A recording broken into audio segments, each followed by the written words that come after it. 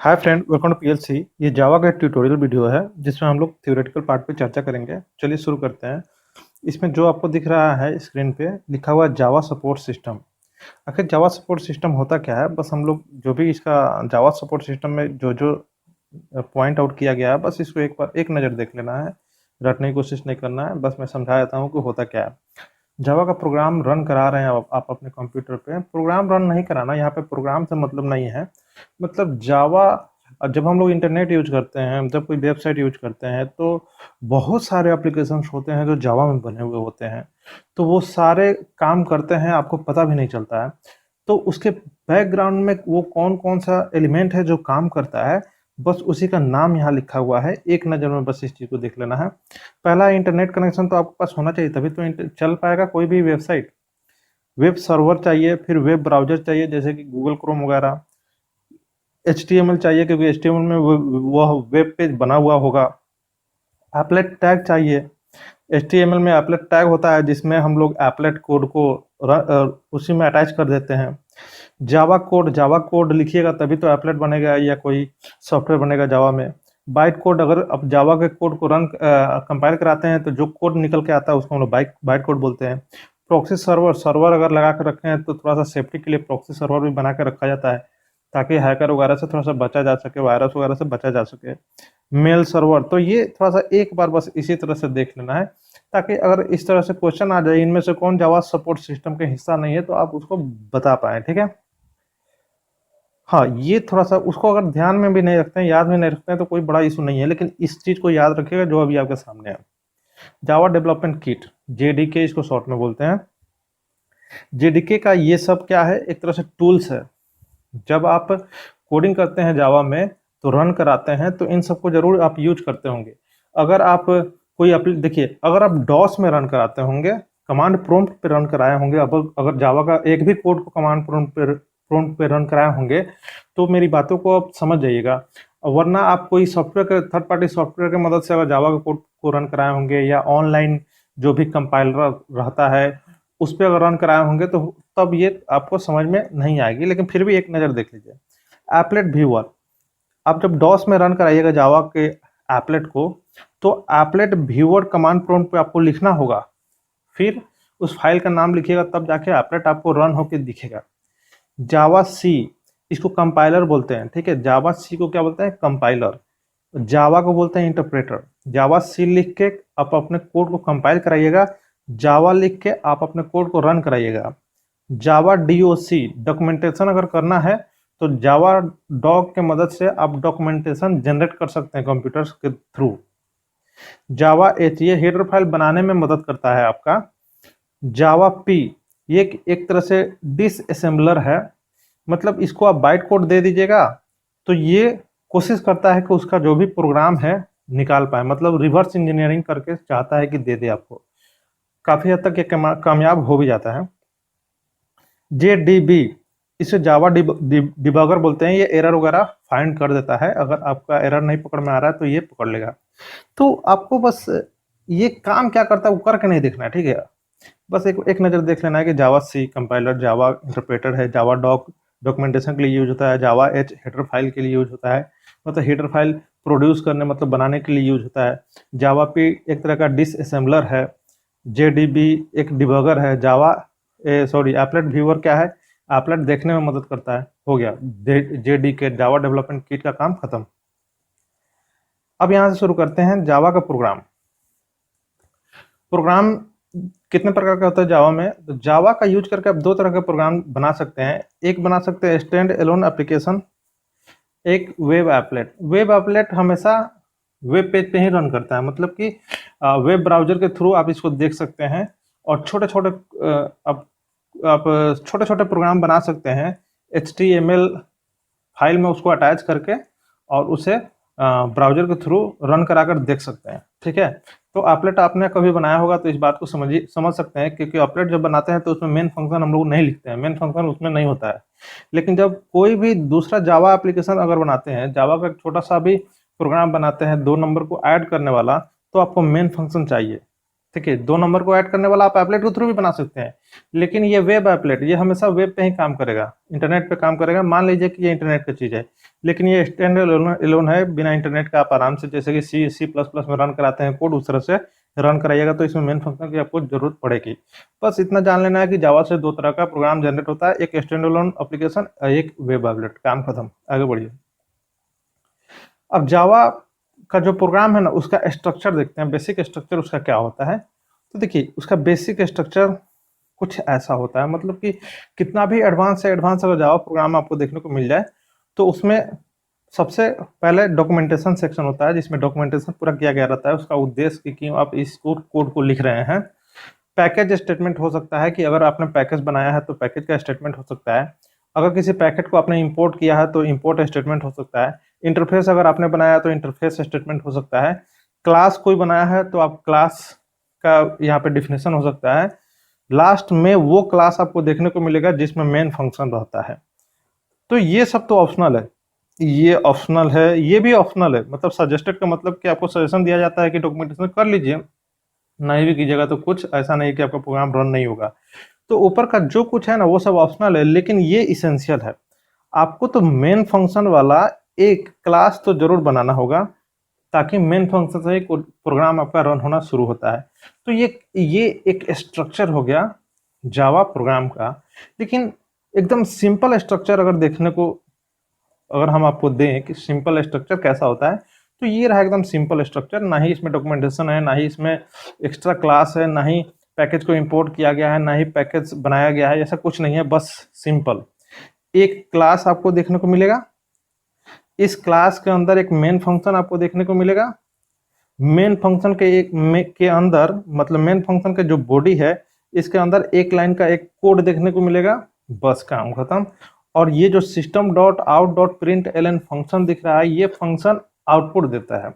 जैसे कि print F C में आप यूज करते हैं आउटपुट के लिए, सी आउट यूज करते हैं सी प्लस प्लस में आउटपुट के लिए, उसी तरह system dot out dot print L यहाँ यूज करते हैं आउटपुट देने के लिए। अगर आपसे कोई पूछे कि कौन सा फंक्शन है जो आउटपुट देता है जावा में, तो आप केवल बोल सकते हैं प्रिंट एलएन, प्रिंट एलएन ये फंक्शन। आप ये भी बोल सकते हैं प्रिंट फंक्शन। दो फंक्शन है, प्रिंट फंक्शन का अगर आप इस्तेमाल करते हैं तो ये आपके लिए जो कुछ दीजिएगा आप उसे प्रिंट कर देगा और लाइन चेंज नहीं करेगा। लेकिन प्रिंट एलएन में अगर आप जो कुछ देते हैं तो ये उसको प्रिंट कर देगा और साथ में लाइन भी चेंज कर देगा। और ये जो जो दोनों ये फंक्शन की बात हम कर रहे हैं, ये सिस्टम क्लास के अंदर है। सिस्टम एक क्लास है जिसके अंदर है ये। अब इसको अगर इस्तेमाल करना है तो सिस्टम क्लास का एक ऑब्जेक्ट है आउट, इस ऑब्जेक्ट के सहारे इस फंक्शन को आप यूज कर सकते हैं। इसीलिए इसको पूरा इसी तरह से लिखा जाता है, system dot out dot print L N. System का एस हमेशा बड़ा होना चाहिए, ठीक है। चलिए, तो ये रहा ये। तो यहाँ पे आपको एक क्लास देखने को इसीलिए मिल रहा है क्योंकि जावा में मेन फंक्शन भी क्लास के अंदर ही होता है। इसी के लिए जावा को प्योर ऑब्जेक्ट ओरिएंटेड प्रोग्राम बोलते हैं। यहाँ पे मेन फंक्शन, इवन की एक मेन फंक्शन भी किसी क्लास का ही मेंबर होगा, ठीक है। तो class and object, pure class and object वाला ये प्रोग्राम हो जाता है, ठीक है। ऊपर में इंपोर्ट इसीलिए आपको दिख रहा है क्योंकि ये system dot out dot print L N है ना, ये जो फाइल है, ये जो सिस्टम क्लास है, सिस्टम क्लास कहाँ रखा हुआ है, तो ये यूटिल पैकेज के अंदर रखा हुआ है। और यूटिल पैकेज जावा पैकेज के अंदर रखा हुआ है। पैकेज का मतलब जस्ट फोल्डर समझ लीजिए कि इन फोल्डर्स के अंदर है। सिस्टम इस फोल्डर के अंदर रखा हुआ है, सिस्टम क्लास, ठीक है। अब सिस्टम क्लास इस फोल्डर के अंदर रखा हुआ है और ये फोल्डर इस फोल्डर के अंदर रखा हुआ है। तो इसी तरह से आपको इंपोर्ट करना पड़ेगा। अगर आप इंपोर्ट नहीं करते हैं तो ये जो लाइन है ये एरर देगा। ये जस्ट उस तरह से समझ लीजिए जैसे आप लिखते हैं hash include studio dot H, ठीक उसी तरह से यहाँ पे लिखा जाता है इंपोर्ट। चलिए, तो इसका एक्सप्लेनेशन मैंने कर दिया। तो ये एकदम सिंपल प्रोग्राम है जो केवल वेलकम प्रिंट कर रहा है, ठीक है। जो क्या कर रहा है, केवल वेलकम प्रिंट कर रहा है, ठीक है।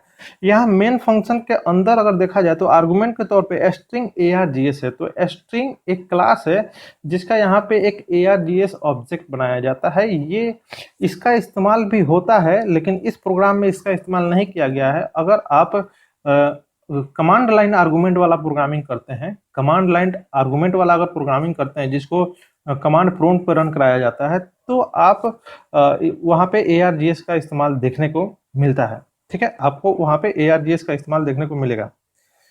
अब यहाँ पे एक चीज और चर्चा कर लेते हैं कि ये void क्यों, void तो आपको पता होगा कि मेन फंक्शन के साथ void इसीलिए लगता है क्योंकि अगर मेन फंक्शन कुछ रिटर्न नहीं करता है तो void लगाना जरूरी है।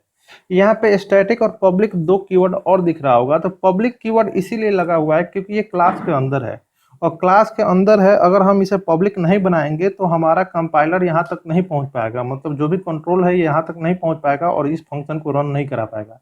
इसी के लिए इसको पब्लिक बना के चलना पड़ता है।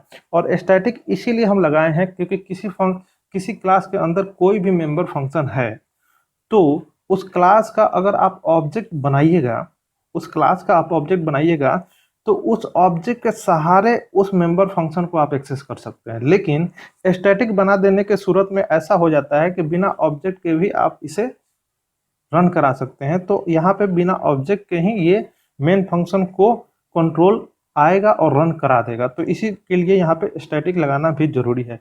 तो इसका हो गया फुल एक्सप्लेनेशन। अब आगे बढ़ते हैं। अब जावा टोकन, टोकन्स क्या होता है इस चीज को समझते हैं। देखिए जावा टोकन्स, इसी पे हम आते हैं।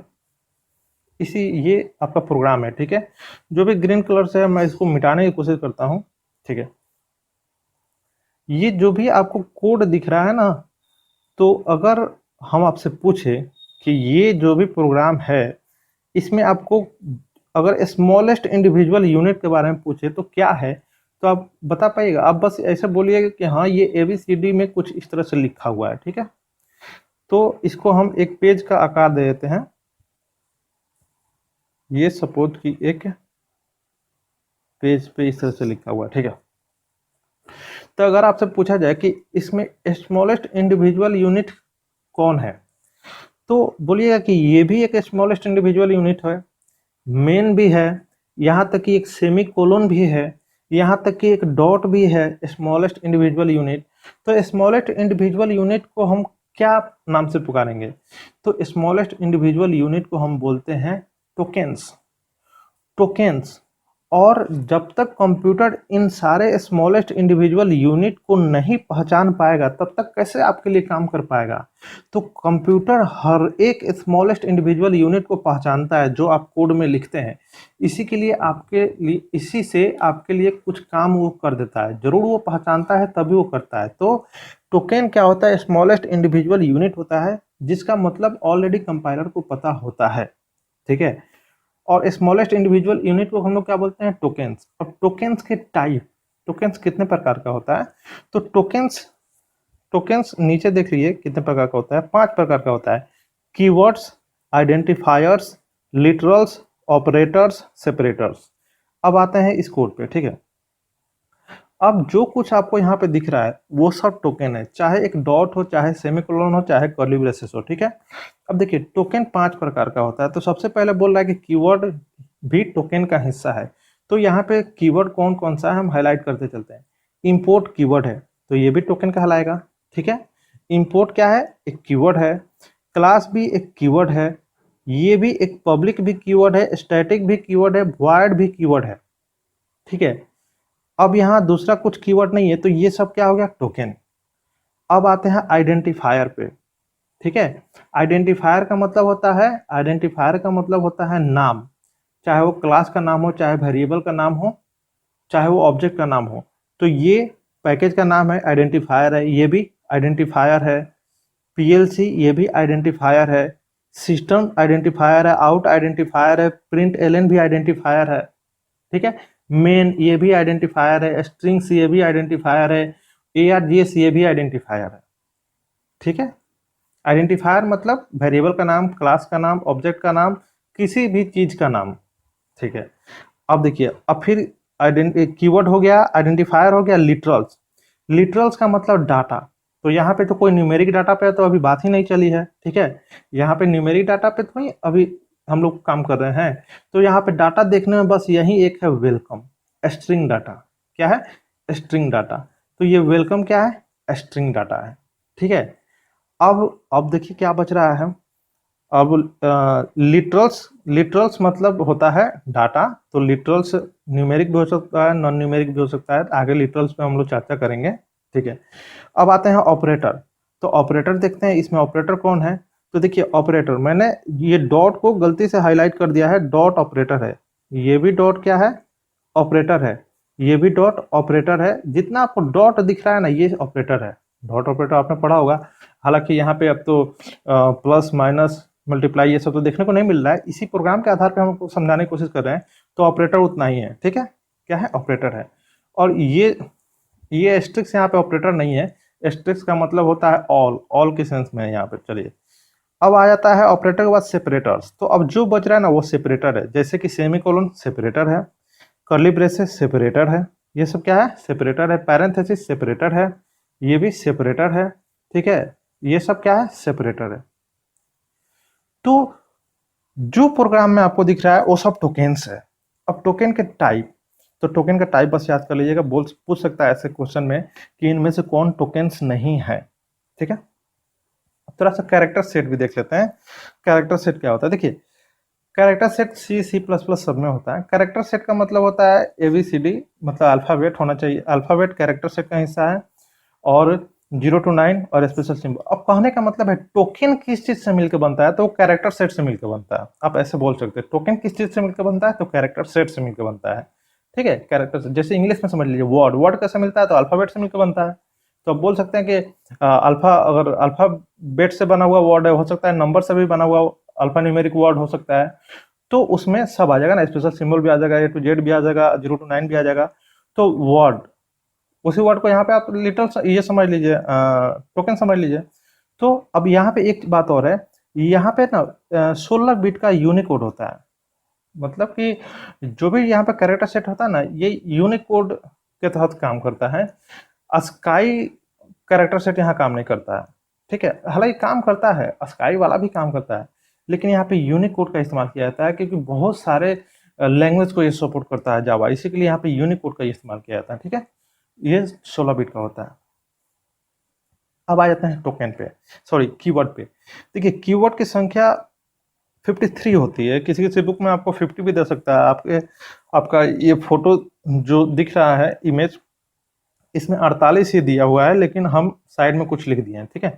तो ये कीवर्ड एक नज़र आपको देख लेना है, और बाकी यहाँ पे जो कीवर्ड है हम इसको थोड़ा सा बता देते हैं। देखिए, ट्रू, फॉल्स, नल, ये तीनों वैल्यू है, कीवर्ड के श्रेणी में भी आते हैं ये। ट्रू, फॉल्स, नल नाम का कोई आप वेरिएबल नहीं बना सकते हैं। कॉन्स्ट, गो टू, ये भी कीवर्ड है, हालांकि इस्तेमाल इसका नहीं किया जाता है जावा में इन कीवर्ड्स का, लेकिन है, ठीक है। तो ये टोटल हो गया 53। अब आते हैं आइडेंटिफायर। आइडेंटिफायर का मतलब हमने क्या बताया आपको? कोई भी वेरिएबल का नाम, ऑब्जेक्ट का नाम, क्लास का नाम, ये सब क्या होता है? आइडेंटिफायर। मतलब किसी भी चीज का अगर कोई नाम रखते हैं आप, तो वो आइडेंटिफायर कहलाता है। तो यहाँ पे आइडेंटिफायर का रूल सेम है जो C++ वाला है, बस एक चीज एक्स्ट्रा है, वो मैं आपको बता देता हूँ। वो एक्स्ट्रा क्या है? देखिए, यहाँ का जो आइडेंटिफायर है ना, यहाँ का आइडेंटिफायर में आप अंडर स्कोर तो लगा ही सकते हैं, अंडर स्कोर के साथ साथ डॉलर सिंबल भी लगा सकते हैं। बस डॉलर सिंबल एक्स्ट्रा आपको दे देता है यहाँ पे। तो ये चीज आपको पता होना चाहिए। बाकी अल्फाबेट और डिजिट, अंडर स्कोर, ये तो C++ था ही, लेकिन जावा में एक एक्स्ट्रा और सिंबल आपको मिल जाता है, वो है डॉलर, ठीक है। बाकी डिजिट से यहाँ पे भी स्टार्ट नहीं होता है, और एनी लेंथ का ये हो सकता है, स्मॉल और कैपिटल में लिखते हैं तो दोनों अलग अलग चीज होता है, ठीक है। अब आता है लिटरल। लिटरल का मतलब डाटा, तो integer data, float data, character data, string data, Boolean, इतने प्रकार का डाटा यहाँ पे होता है। तो डाटा को हम क्या बोलते हैं? लिटरल बोलते हैं, ठीक है। अब आते हैं डाटा टाइप। डाटा टाइप थोड़ा सा देख समझ लेते हैं।